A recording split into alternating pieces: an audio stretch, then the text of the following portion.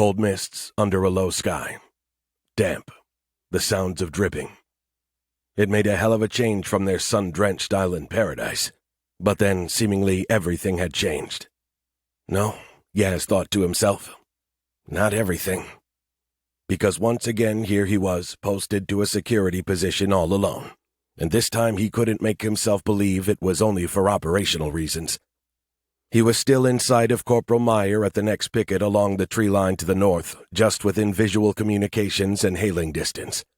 Meyer seemed to have the informal job of looking after Yaz these days. While many of the Marsoc Marines, especially on Team 1, genuinely seemed to wish him ill, nonetheless Command evidently couldn't let anything happen to him. He was too valuable. Operational requirements are like evolution, Yaz thought, wiping the dripping rain and condensation from his face for the 100th time. Determined to keep us alive and producing, but not give a damn how uncomfortable or miserable it makes us in the meantime. He scanned the dark and sopping forest, also for the 100th time. As on every prior occasion, all he could see was soaked fir and pine trees, with the odd maple or birch, plus thick tangles of knee-high undergrowth, and a lot of murky darkness. There wasn't a lot of light even in the open fields behind him, and what little made it through the dense cloud cover sure wasn't penetrating the forest canopy. Yaz was facing out like a good sentry, but also getting tired of peering into the same dim nothingness. And if anyone approached from that direction, he'd hear them crashing through the underbrush. So he turned to face back in for a while. As he spun, he saw Meyer 50 meters up on the forest edge, shoulders hunched out of the damp and dripping of the foliage overhead.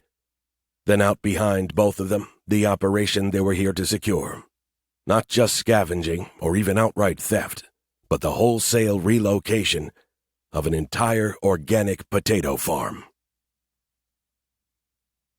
The fields sloped down from the forests that ringed the cleared cropland, which left Yaz elevated enough to see the Kennedy and its support ships anchored out in the straits. He really had to peer through the mists at this distance, but he could also just make out aircraft being shoved off the flight deck into the sea. He shook his head in wonder and sadness. It truly was the end of an era when the most powerful warship ever built by man was sending more than half its air wing, including most of its $80 million F-35 Joint Strike Fighters, the most advanced fighter-bomber aircraft ever built, straight to the bottom of the ocean. And all to make room for a vertical hydroponic farm down in the depths of the hangar deck. The construction of the beds and lights had already begun, which Yaz knew because Team 1 had been on the mission to scavenge the lumber, and especially the LED grow lights farther down in Puget Sound near Seattle. Now those Marines were finishing up their time in quarantine, which again kept Yaz far away from them, which was probably a good thing. He breathed deeply of the wet air, trying to recognize that distinctive earthy smell which tickled some dormant part of his memory. Something from early childhood. There was a word for that smell. Vicky had told it to him, but he couldn't retrieve it from that now distant time. Finally it came to him. Petrichor, the smell after the rain. But the instant he remembered this, it stopped being true. The downpour started up again. Yaz hunched his shoulders and ducked his helmet, angling his weapon down into the lee of his body. This just sucked.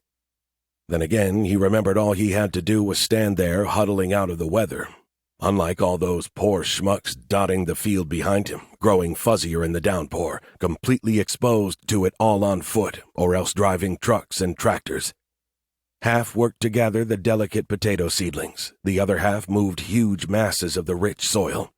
In both cases, all of it had to be transported to the coast, then ferried out to the Kennedy on the LCAC, the giant military transport hovercraft they'd liberated.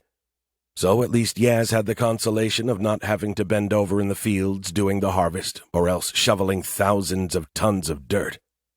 But then he remembered the job he did have, keeping the others safe, and knew he should turn and face out again. Before he did, he took a last look out at the strike group where he saw another F-35 pass its center of gravity at the edge of the flight deck and fall in miniature slow motion, raising a tiny, sad, misty splash below.